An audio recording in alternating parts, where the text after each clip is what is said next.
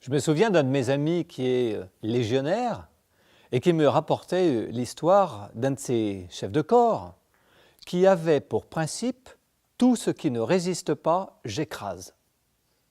C'est-à-dire qu'en fait, il fallait que la personne ne résiste pas pour que lui se permette de ne pas la respecter.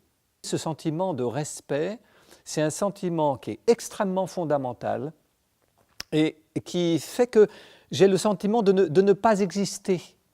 J'ai le sentiment de ne pas avoir ma place. J'ai le sentiment de ne pas être libre. J'ai le sentiment que ma différence n'est pas acceptée, n'est pas prise en compte. Alors, quelles sont les raisons d'un sentiment pareil?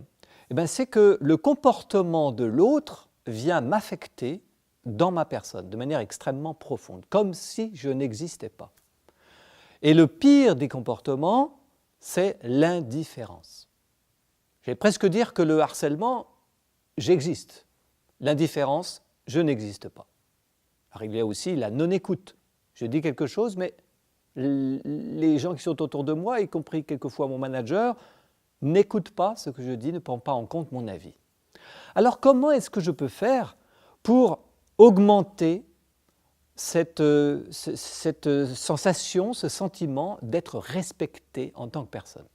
D'abord, la première chose que je vous donnerai comme conseil, c'est de ne pas vous laisser écraser, c'est-à-dire de réagir, mais avec respect. Alors ça ne se fait pas forcément facilement quand on est sous les ordres de quelqu'un d'extrêmement dur, mais ça s'apprend. Ensuite, de distinguer le fond et la forme. Il y a des gens qui sont assez maladroits sur la forme, mais dans le fond, il y a un message positif derrière.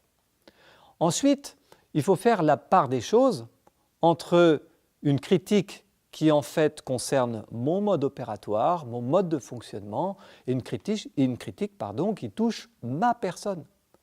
Et quelquefois, j'entends cette critique, mais je la reçois comme une espèce de boulet qui m'est directement lancé sur ma personne. En fait, c'est une critique d'un mode opératoire, d'un mode de fonctionnement, d'un comportement.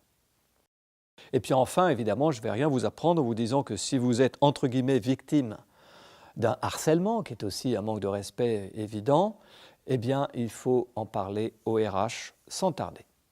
Alors, quels sont les bénéfices si mon sentiment de respect est bien supérieur? Eh bien, évidemment, j'ai le sentiment d'avoir ma place. J'ai le sentiment de faire partie d'une équipe, d'avoir voix au chapitre, comme on dit. Du coup, ça augmente l'estime que j'ai de moi-même et, par le fait même, mon engagement.